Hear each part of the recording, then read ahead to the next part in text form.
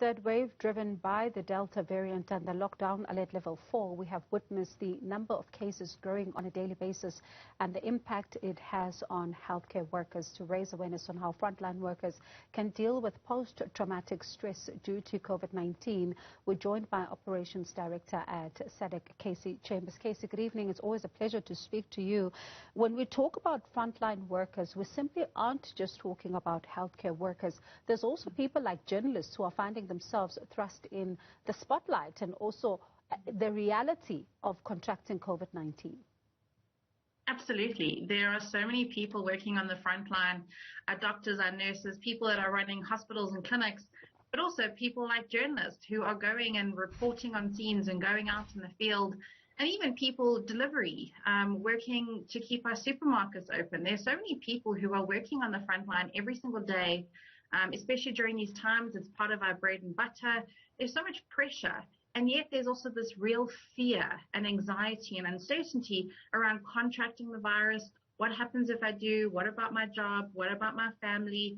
And unfortunately, the stats and the figures can make it even more scary because we're seeing an increase in death tolls, increase in people being sicker for longer. So these fears are all really real and really evident. And for a lot of people, it can be very overwhelming, cause a lot of anxiety, and even having symptoms of trauma or PTSD. And when we look at this, the other pressure then comes from the fact that such frontline workers who themselves are having to deal with their own anxiety are now having to go out there to ensure that everyone else is okay and that they're taking care of everybody else when they themselves are finding themselves in a vulnerable state. Talk to us then about the impact this is having on their health. Exactly. And I think, the nature of their jobs and what they do on a daily basis is there to go and serve and look after people and provide all these services. But it's also, these are real people who have real fears and uncertainties and worries. And, it's also been a really long time. This is over a year of dealing with the pandemic. We're in our third wave. And normally in these really high pressure moments like the third wave, for a lot of frontline workers, the increased pressure, the work demands, the long working hours, all of those get a lot worse. So they're under a huge amount of stress and pressure, working longer and harder than most.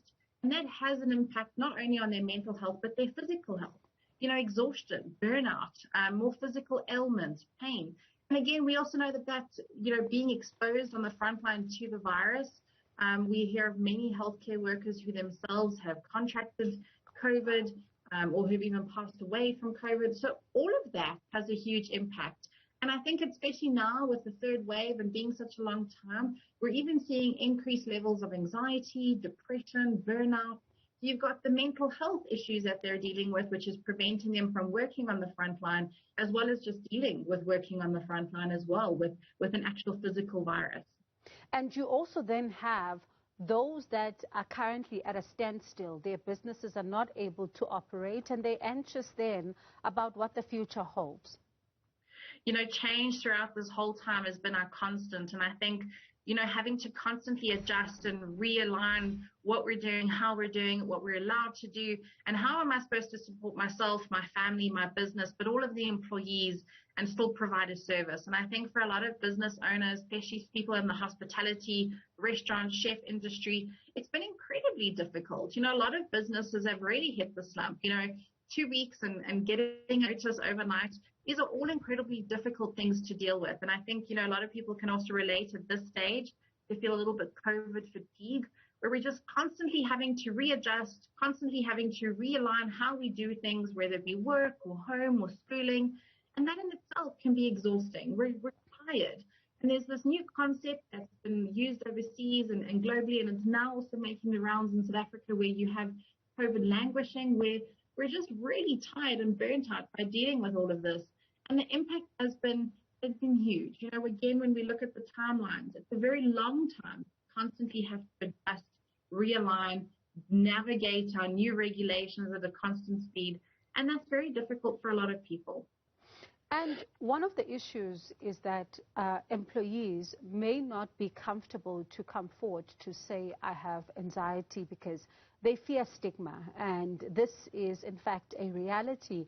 But how then should employers be dealing with this? How do you navigate these waters in order to ensure that you try to get help for somebody, but also not encroaching on their rights then? The stigma in the workplace around mental illness was here way before COVID came. And now with the increased pressure, we see so many companies having to do retrenchments. People are losing their jobs. Companies are closing. So people feel the pressure of having to perform and work and hold onto your job with both hands in case you lose it. So the fear of having to now also disclose that maybe you have anxiety or you're not coping or you're feeling depressed, that can be quite scary. And for a lot of employees, they don't feel comfortable with opening up to managers or to their employers. And I think, especially in the workplace, our managers and line managers, a lot of companies are not trained on how to deal with mental health in the workplace. So often they might say the wrong thing, they don't deal with it properly. And unfortunately, we get many calls at Sadag where people are discriminated against, they are treated differently, or they lose their job because they have a mental illness. So I think that these fears, again, are really real. But what we do is encouraging, line managers, heads of departments, employers to really, especially during this time, is learn as much as they can about mental health, what to say, what not to say, picking up the signs and symptoms, and really prioritizing mental health in the workplace. When we look at some of the key facts, with 1 in 4 employees who have depression, it's incredibly important for managers to take mental health seriously and to talk about these things with their employees, especially during a difficult time.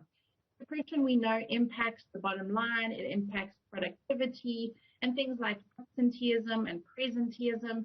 It's really important for companies who are having to look after their staff while still having to meet the demands and the deadlines. They have to prioritize mental health. And the first step could just be learning more about mental health, and that you can also find all the information on Sadag's website, especially through these difficult times. But even beyond COVID, we should still be prioritizing mental health. And I heard recently, something that left me really surprised, because it means then, as you say, we've got to keep learning that as an employer, you simply cannot say to an employee that approaches you and tells you that things are difficult at the stage and they're struggling to cope, that it's simply going to be okay. That may not necessarily be the greatest response. Absolutely. And I think for managers or any colleague in the workplace, if someone does disclose to you, it's taken a lot of bravery and effort to do that, and a lot of fear that they've had to overcome.